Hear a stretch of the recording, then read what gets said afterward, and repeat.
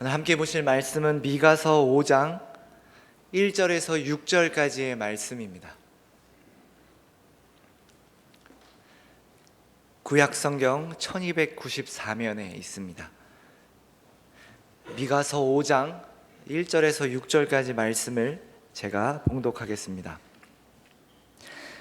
딸 군대여, 너는 때를 모을지어다. 그들이 우리를 에워쌌으니 막대기로 이스라엘 재판자의 뺨을 치리로다. 베들레헴 에브라다야, 너는 유다 족속 중에 작을지라도 이스라엘을 다스릴 자가 내게서 내게로 나올 것이라. 그의 근본은 상고에 영원에 있느니라. 그러므로 여인이 해산하기까지 그들을 붙여두시겠고 그 후에는 그의 형제 가운데 남은 자가 이스라엘 자손에게로 돌아오리니 그가 여호와의 능력과 그의 하나님 여호와의 이름의 위엄을 의지하고 서서 목축하니 그들이 거주할 것이라. 이제 그가 창대하여 땅끝까지 미치리라. 이 사람은 평강이 될 것이라. 아수르 사람이 우리 땅에 들어와서 우리 궁들을 밟을 때에는 우리가 7 목자와 8 군왕을 일으켜 그를 치리니 그들이 칼로 아수르 땅을 황폐하게 하며 니므롯 땅 어기를 황폐하게 하리라. 아수르 사람이 우리 땅에 들어와서 우리 지경을 밟을 때에는 그가 우리를 그에게서 건져내리라. 아멘. 오늘 우리가 살펴본 말씀은 이제 신약에도 인용된 메시아에 관한 구절이 포함되어 있는 본문입니다. 앞서 4장에서는 이제 하나님께서 이루실 평화와 약속에 관한 말씀이 있었습니다. 그런데 우리가 지난번 살펴보았듯이 지금의 현실과 상황을 바꾸시고 어떤 극적인 반전이 있으므로 그 회복이, 그 평화가 일어나는 것이 아니었습니다. 이스라엘은 지금 타락하여서 하나님의 말씀을 멀리하고 있고 부패하고 죄를 짓고 있는 상황에서 그들을 돌이켜서 어떤 극적인 회개와 돌이킴으로 하나님의 백성으로서의 삶을 살게 되는 어떤 그런 모습을 만들어 놓으시고 이스라엘을 회복시키는 것이 이제 아니었습니다.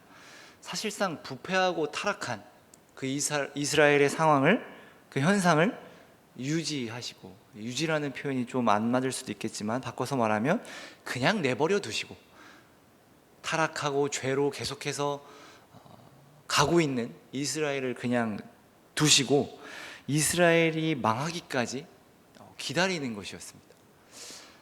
과연 이것이 하나님의 뜻일까? 우리는 물을 수 있겠죠. 하나님, 내가 망하는 것이 하나님의 뜻입니까? 이스라엘이 망하는 게 하나님의 뜻입니까? 이렇게라도 물었으면 좋았을 텐데 사실 묻지 않죠. 그 모든 상황을 겪고 난 후에, 망하고 난 후에 하나님은 평화를 이루실 것이고 이스라엘이 포로에서 돌아오고 회복될 것이라, 이런 약속을 해주십니다. 본격적으로 이 말씀을 보기에 앞서 짚고 넘어가야 하는 것이 있습니다. 여러분, 이게 말이 된다고 생각하십니까? 이스라엘이 망하고 나서 회복된다는 어떤 그런 말씀, 우리에게 좀 대입해 보면 우리가 망하고 나서 하나님이 우리를 돌보시겠다, 우리를 인도하시겠다, 너를 회복시키겠다, 이렇게 말씀하시면 우리의 마음은 어떨까요? 물론 망하고 나서 30배, 60배, 100배로 우리를 회복시킨다면 얼마든지 망해도 좋습니다, 이렇게 말할 수 있겠지만, 우리가 어떤 위기와 어려움 속에서 하나님, 좀 우리를 좀 도와주십시오, 나를 좀 도와주십시오 라고 기도하는데 하나님이 너는 일단 망해라, 그리고 내가 너를 회복시킬 거다 라고 하면 사실 쉽지 않을 겁니다. 그 어떤 지금 내 인생이, 지금 내 현재가 내가 하고 있던 어떤 일들이 중요하면 중요할수록 이것을 포기하는 것은 쉽지 않아요. 아무리 내가 하나님을 믿고 있다지만, 하나님, 이거 다 영으로 내 인생 지금껏 쌓아온 이 모든 것을 무너뜨리시고 다시 시작하신다고요? 하나님, 저 그거 못해요, 내가 지금까지 어떻게 살아왔는데요? 라는 말이 나올 것 같습니다. 조금 더 바꿔서 이야기해보면 이 회복과 평화가 내가 죽고 난 뒤에 이루어진다 라고 하나님이 말씀하시면 어떨까요? 조금 더 좀 와닿지 않으시나요? 아, 이거 말이 안 되는데? 하나님, 내 인생 가운데 내가 죽은 다음에 이루어 주시면 그게 무슨 소용이 있습니까? 이렇게 묻지 않으시겠습니까? 지금 이스라엘이 망하고 나서 회복된다는 말은 마치 우리가 죽고 나서 나에게 회복이 일어난다, 이런 말과 같은 이야기거든요. 그러니까 말이 안 되는 이야기인 거죠.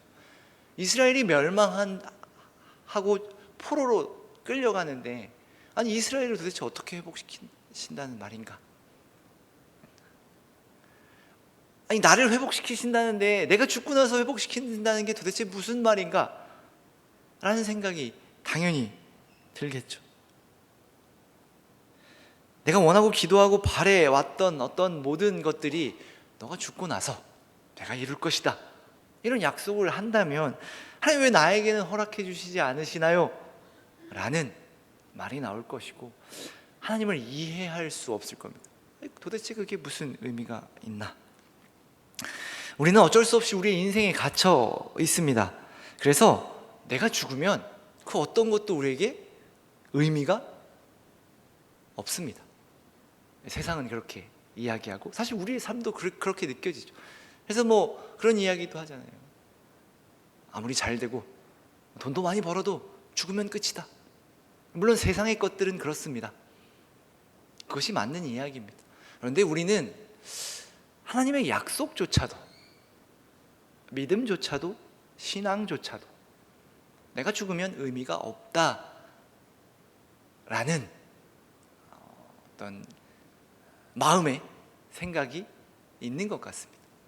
그래서 내가 살아있을 동안 하나님의 일하심을 보기를 원하고, 내가 살아있을 동안 하나님의 회복을 보길 원합니다. 너무나도 당연한 것입니다.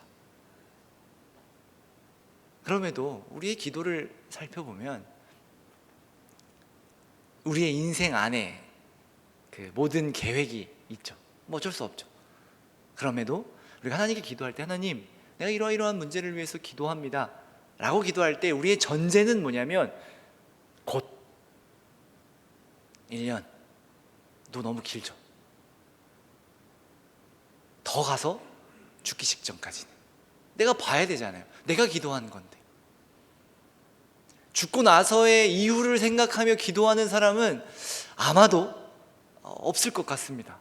물론 있을 수도 있겠지만, 어떤 내 문제와 어떤 나의 인생과 나의 상황을 위해서 기도할 때 내가 죽고 나서의 어떤 미래를 그리고 기도하는 모습은 없죠. 왜? 내 인생이기 때문에.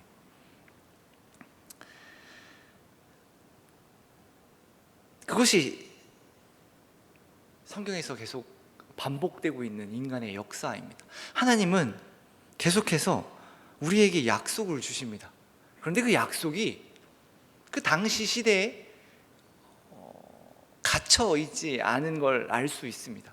하나님은 계속해서 내가 너희를 구원할 것이다, 내가 너희에게 평화를 줄 것이다, 내가 너희에게 약속한 땅을 줄 것이다, 이렇게 약속을 하시지만 사실상 아브라함은 그 땅을 보지 못했습니다.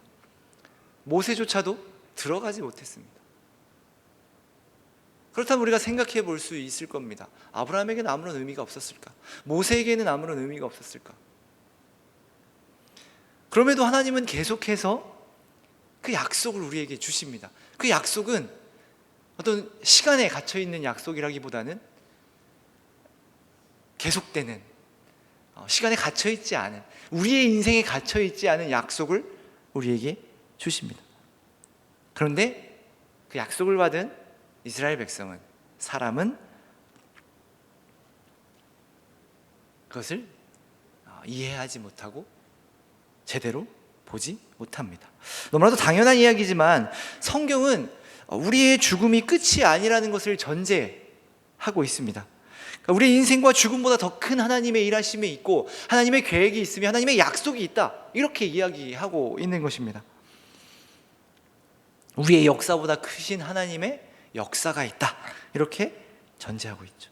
그러니 우리 이 모든 말씀을, 물론 우리의 한계와 우리의 유한함 때문에 우리의 인생 가운데서 생각해 볼 수밖에 없지만, 그럼에도 이 모든 말씀을 더 크고 더 깊고 더 넓게 봐야 하는 것입니다.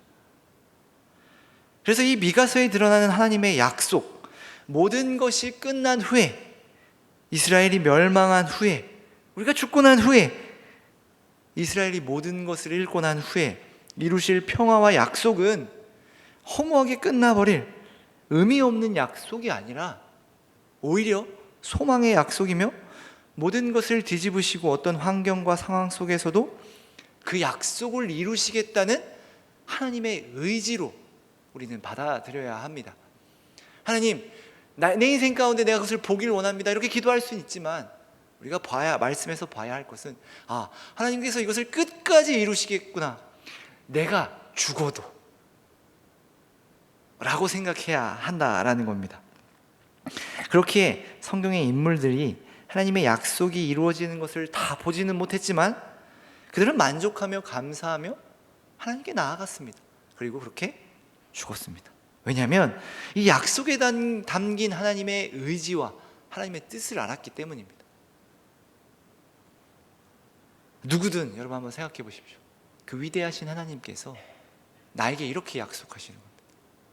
너에게 무슨 일이 있든, 설령 너가 죽더라도 내가 너와 한 약속을 이루겠다, 이렇게 말씀하시는 게 얼마나 우리에게 감격스럽고 감사한 일인가요? 그러니까 우리가 좀 시각을 바꿀 필요가 있습니다. 도대체 하나님 왜 내 인생 가운데는 허락하시지 않습니까가 아니라, 그 어떤 방해물 가운데서라도 하나님은 그 약속을 이루시는구나, 설령 내가 죽더라도, 이렇게 이해해야 하는 것입니다. 다시 본문으로 돌아오면, 이제 하나님께서는 그 약속의 말씀을 하신 후에 그가 보내실 구원자에 대한 이야기를 하십니다. 이스라엘 상황은 여전히 위기 상황이라는 것을 알 수 있습니다. 적들이 에워싸고 이 막대기로 이스라엘의 재판자의 뺨을 친다라는 말을 쉽게 말하면 치욕스러운 일을, 수치를 당할 것이라 라는 말입니다. 하나님의 약속은 있지만 이스라엘은 적들에게 둘러싸였고 그걸로 끝이 아니라 수치와 치욕을 겪게 될 것이다, 이렇게 말씀하십니다. 이게 없을 것이다가 아니라 그 모든 것을 겪을 것이다. 그리고 구원자를 보낼 거다, 이렇게 말씀하시는 거죠. 오늘 말씀에는 구원자의 특징이 나타납니다. 먼저 베들레헴이라는 매우 작은 마을에서 이제 구원자가 나실 것이다, 이렇게 말합니다. 이 구원자는 이스라엘을 다스릴 왕이다 라고 이야기를 합니다. 그의 근본은 상고에, 영원에 있다 라고 합니다.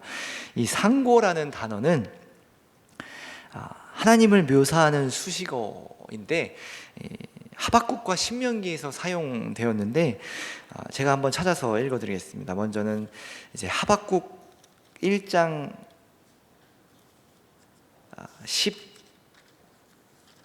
12절에 나옵니다.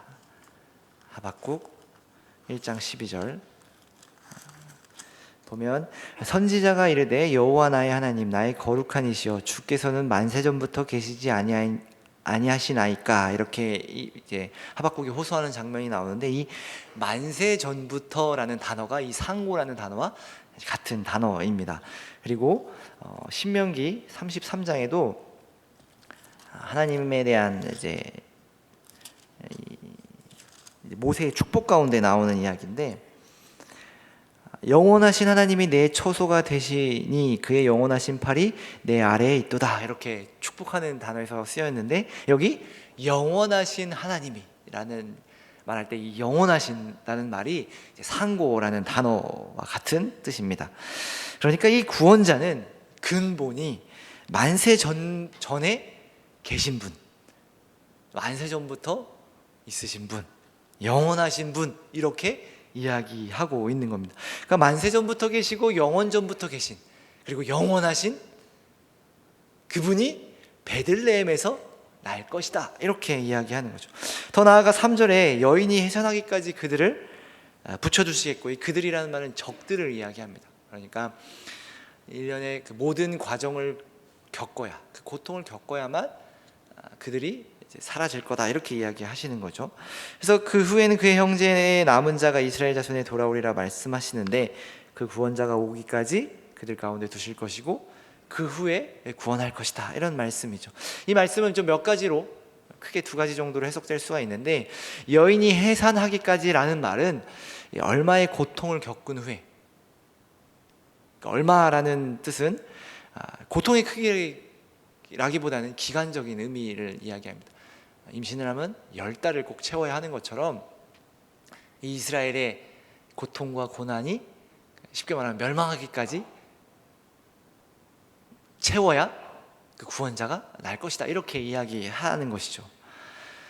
그러니까 뭐 큰 고통을 겪은 후에 이제 구원자가 오실 것이다, 이렇게 생각할 수 있습니다. 앞서 4장에서도 10절에 보면 딸 시온이여 해산하는 여인처럼 힘들여 나을지어다 라고 말씀한 것처럼 고난과 아픔을 겪고 난 후에 이스라엘을 구원하실 것이라는 말씀을 이미 하신 적이 있기에 비슷한 맥락으로 이해할 수 있을 것입니다. 또 다른 해석은 이 만세전부터 계시고 영원하신 분이 베들레헴에서 그 여인의 몸으로 해산하는 방법을 통해 오실 것이다, 이렇게 말하는 것으로 이해할 수 있습니다. 실제로 예수님은 이렇게 오셨죠. 해산하는 방법을 통해 인간의 몸을 입고 오셨습니다. 둘 중 무엇을 선택해야 되는 문제는 아니고 둘 다 같이 생각해 볼 수 있을 것입니다. 그러니까 그 영원하고 위대하신 분이 이스라엘 모든 고통이 지나간 후, 이스라엘이 멸망한 후에 여인의 그 몸을 통해서 인간의 몸을 입고 오실 것이다, 이렇게 받아들일 수 있을 것이죠. 그래서 이 구원자에 대해서 더 말씀하시는데 4절에서 6절까지의 말씀을 보면 하나님의 능력과 하나님의 이름을 의지하는 능력과 위엄이 있는 분이고, 그분은 이스라엘을 목축, 그러니까 다스리실 것이라 말씀하십니다. 또한 그는 평강이 되실 것이며 원수를 물리치실 것이라 말씀합니다. 오늘 미가서 5장 2절의 말씀은 실제로 신약 성경에 인용되어서 이 말씀의 주인공이 예수님이심을 밝히고 있습니다.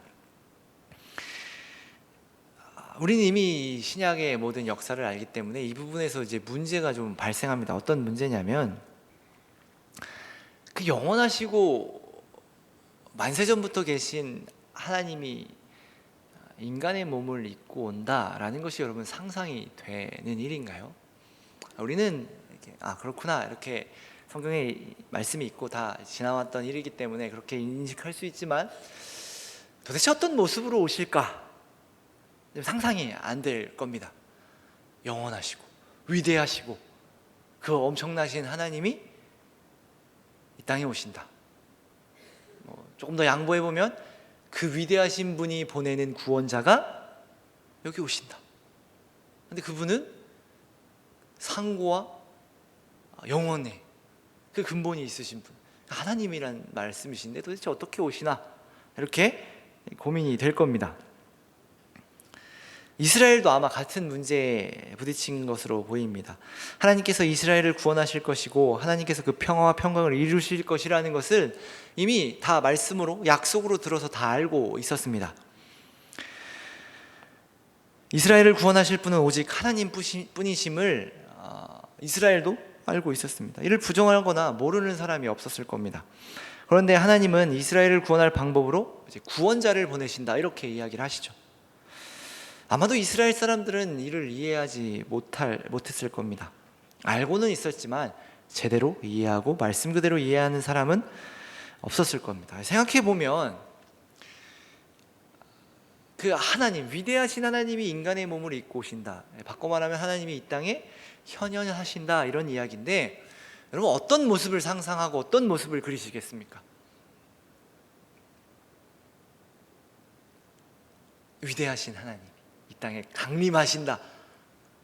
적어도 천사가 좀 이렇게 따라와야 하고, 그렇지 않으면 무언가 비범하고 우리와는 좀 다른 모습들이 있어야 되지 않겠습니까? 물론 예수님께서 기적을 베푸시고 병든 자를 고치시고 이적을 행하실 때 사람들은 놀랐죠. 역시 하나님이 보낸 구원자시구나. 그런데 그것뿐이었죠. 어떤 예수님의 인간적인 모습이나 혹은 이스라엘 본인들이 그리고 있는 하나님에 대한 구원자의 모습이 아닐 경우 그들은 예수님을 부정했습니다. 하나님이 보내신 구원자가 아니라고 이야기했습니다. 말씀에도 기록되어 있고 이미 예언되어 있는 그 예수님을 아니라고 이야기를 했죠. 그 문제가 이거입니다. 위대하시고 전능하신 하나님을 대신해서 혹은 하나님이 오셔서 구원자가 됐는데 자신들이 기대하는 모습이 있었다라는 겁니다. 이런 모습 또 그로 인해서 받게 될 영광, 우리의 상황, 복과 같은 것에 집중을 한 거죠. 이스라엘은 하나님의 구원에 있어서 자신들이 받게 될 구원, 내 형편, 그 영광에만 집중했다라는 겁니다. 구원과 우리의 상태, 영광도 중요한 것이지만 사실 하나님께서는 이 미가서의 말씀을 통해 구원받을 이스라엘의 영광과 구원이 아닌 구원자, 하나님이 보내실 구원자에 집중하고 있다라는 겁니다.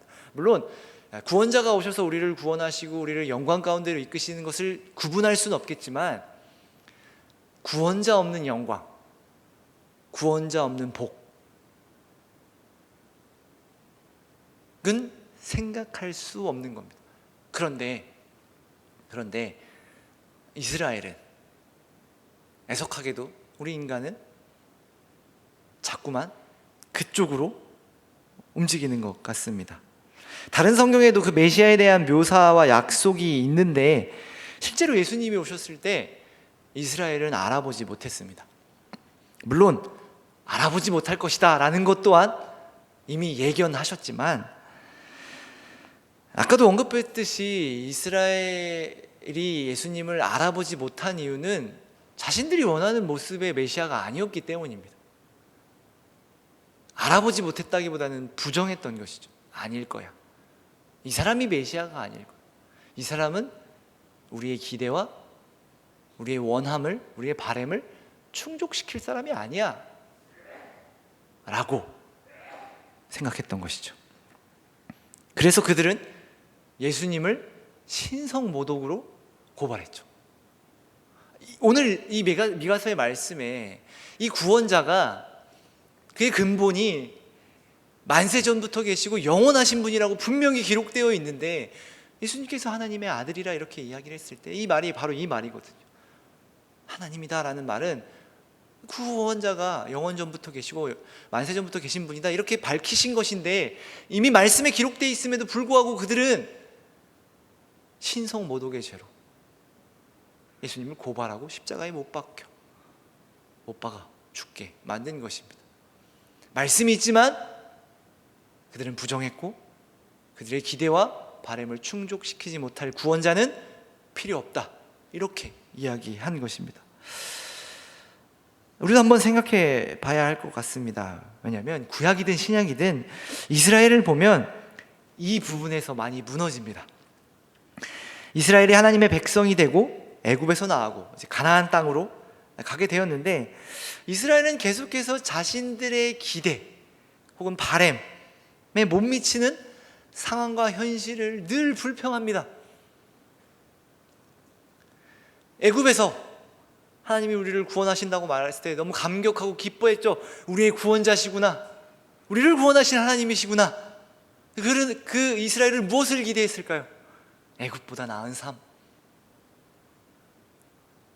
풍족하고 걱정이 없는 삶, 이런 삶을 예상했던 것 같아요. 그런데 나가자마자 고생을 하죠. 아니, 나가기 전부터 홍해에서 야, 이게 무슨 구원이냐, 왜 우리를 구원한다고 이야기해서 우리를 죽게 만드느냐, 이렇게 불평하기 시작하죠. 홍해를 가르고 나가서도 물이 없다, 먹을 것이 없다, 이럴 거면 우리를 왜 구원했느냐, 이렇게 불평합니다. 이 불평이 단순히 그냥 상황에 대한 불평이 아니라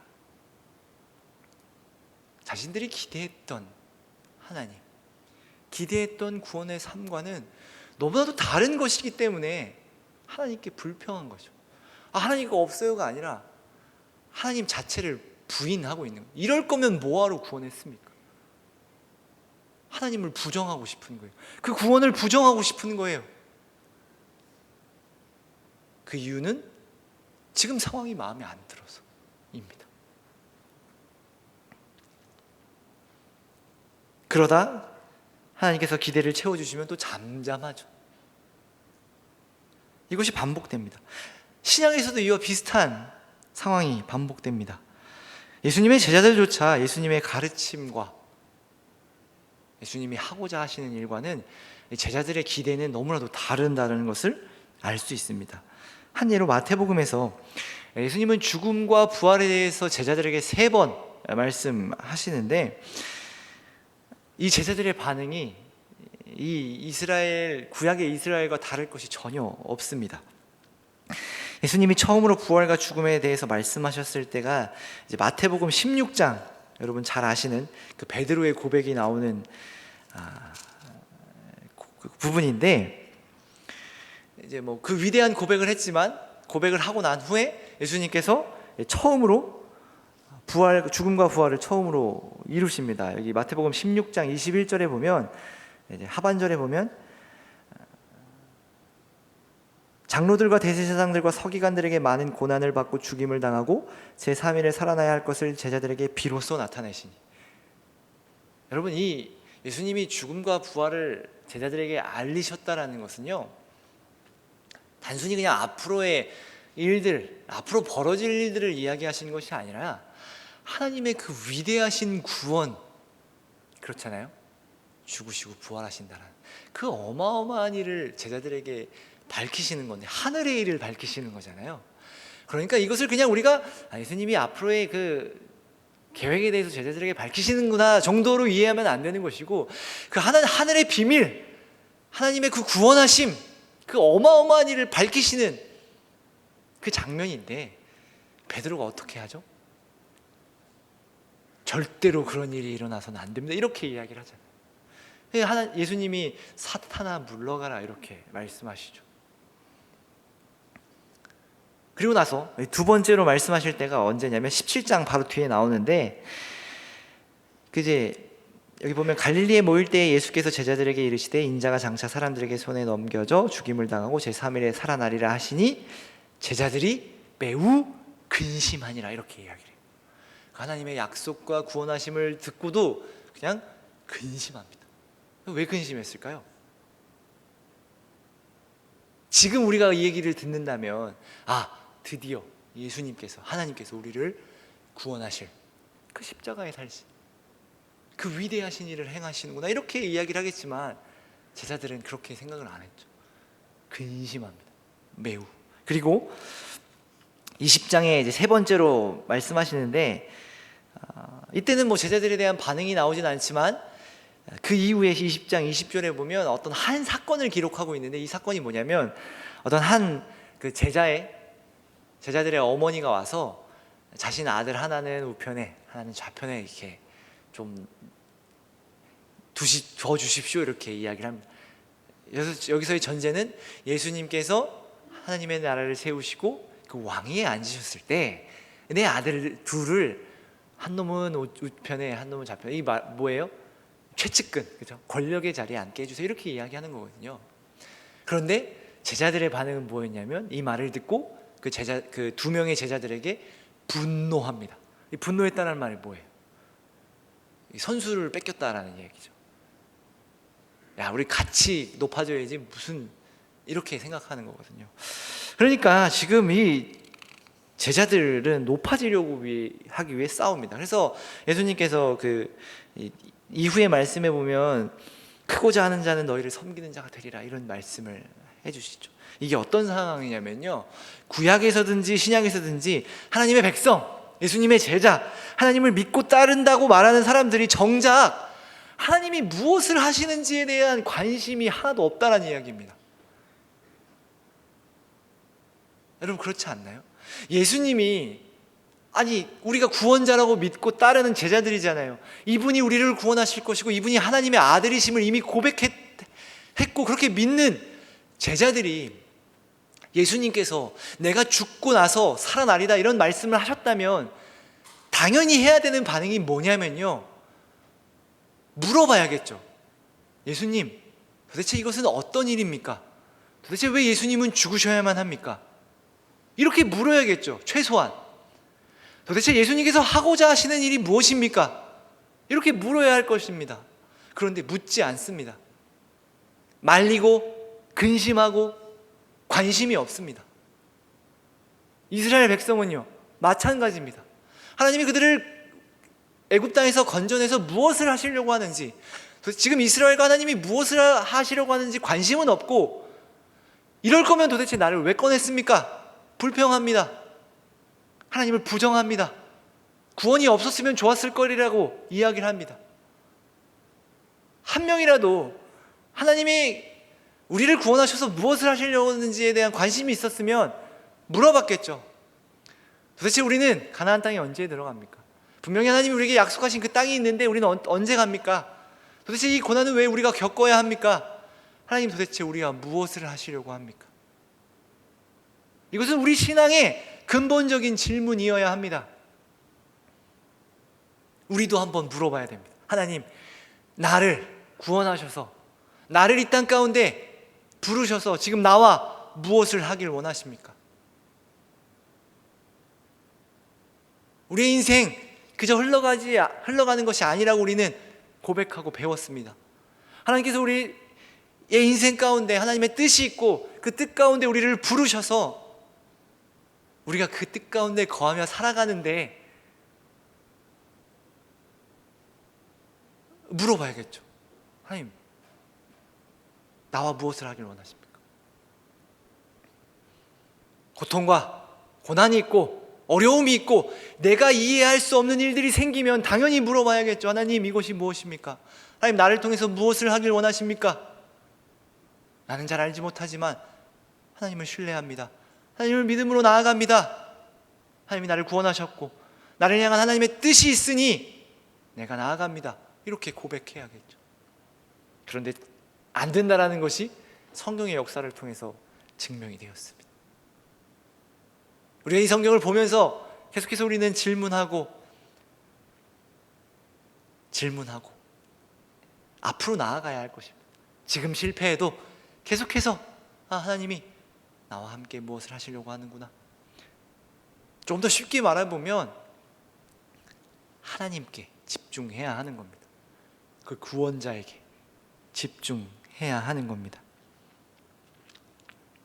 내가 누릴 복, 영광, 내 형편이 아니라 나를 통해 무엇을 하고자 하시는 하나님께 집중해야 한다는 겁니다. 아까도 말씀드렸지만 우리는 예수님께 받은 복, 은혜, 내 형편, 그것에 너무 집중되어 있는 것 같습니다. 그래서 그 복을 받은 것 같지 않고 내 형편이 나아지지 않으면 구원자에 대한 의심으로 가죠. 하나님에 대한 의심으로 갑니다. 하나님, 도대체 이것이 무엇입니까? 도대체 나에게 이런 일이 왜 일어났습니까? 하나님 계십니까? 그러나 우리가 하나님께 집중해 있다면, 하나님을 믿고 있다면 하나님께서 무엇을 하시려는지 관심을 갖게 될 것입니다. 복과 영광, 내 형편은 당연히 따라오는 것이고, 그렇죠? 예수님이 나를 통해 무엇을 하시려고 하시는지, 마침내 내가 가야 할 그 가나안 땅, 마침내 내가 가야 할 그 천국, 그곳에서 하나님은 무엇을, 그 가는 길까지 하나님께서 나에게 무엇을 원하시는지, 나를 통해 무엇을 이루시는지 우리는 물어야 할 것입니다. 오늘 말씀에서도 그렇게 이야기를 하죠. 예수님이 우리를 구원하셔서 우리가 평화롭게 살 것이다 이렇게 말하는 것이 아니라 그가 평강이 될 것이다 이렇게 말씀하시죠. 하나님, 나에게 평강이 없는데요? 이렇게 묻는 것이 아니라 그분을 바라보며 그가 평강이 되신다는 것이 우리에게 어떤 의미인지를 우리는 계속해서 생각하고 묵상해야 하는 것입니다. 그가 평강이 될 것이니 우리가 평화를 누릴 것이다에 집중이 아니라 그분이 평강이 되신다는 것이 무엇인가.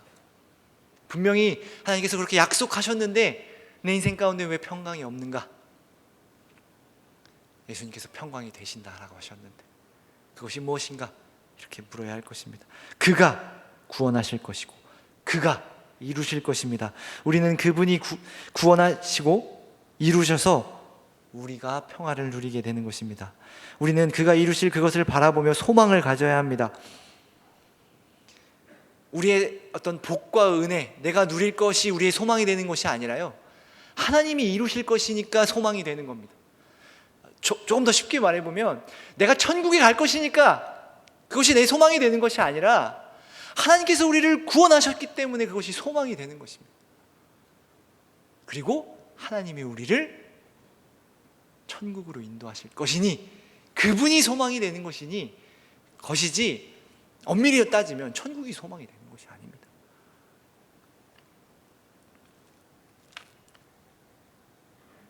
그가 이루실 것이니 우리는 유한하며 우리의 인생이 끝날 것이지만, 아까 처음에 드렸던 질문을 다시 해보면 영원전부터 계신 그분이, 그리고 영원하신 그분이 이루실 것이니 끝나지 않을 것이며 그것이 우리의 소망이라 우리가 고백할 수 있는 것입니다. 나는 지금 여기서 죽지만, 그래서 어찌 보면 내 인생 가운데 하나님의 구원이 완성되어 있는 것 같지 않지만 죽음도 부활로 바꾸신 그분께서, 죽음도 그분의 일하심을 막을 수 없으니 우리의 구원은 완성될 것이고 그분의 약속은 이루어질 것이고 그 완전하신 약속을 내가 누리게 될 것이라는 그런 믿음으로 살아가는 것이 우리 하나님의 백성의, 예수님의 제자의, 성도의 삶입니다. 여러분, 이 소망을, 하나님만이 여러분들의 소망이 되어 이 소망을 붙들고 살아가시는 여러분 되기를 바랍니다. 내가 무언가를 누리고 내가 완전하여지는 게 내 소망이 아니라 하나님이 그 모든 약속을 이루실 것이기, 하나님이 나를 끝까지 포기하지 않으시기, 그 어떤 실패와 고난도 그분을 막을 수 없기에, 죽음까지도 그분을 막을 수 없기에 그분이 내 소망이 되며 우리의 소망이 되신다라는 것을 여러분 기억하시고 그분을 소망하며 사는 저와 여러분 되기를 바랍니다. 기도하겠습니다. 사랑의 하나님, 주님만이 우리의 소망이 되십니다. 주님을 소망하며 나아갑니다. 주님만을 기대하며 나아갑니다. 내 상황과 형편으로 주님을 바라보는 것이 아니라 주님을 통해 나의 인생을 바라볼 수 있게 하시고 주님만 소망하며 주님만 기대하며 주님이 내 인생 가운데 이루실 그 어떤 것도 막을 수 없는 그분의 약속을, 주님의 약속을 의지하며 기뻐하며 감사함으로 살아가는 주님의 귀한 자녀들 되게 하옵소서. 예수님 이름으로 기도합니다. 아멘.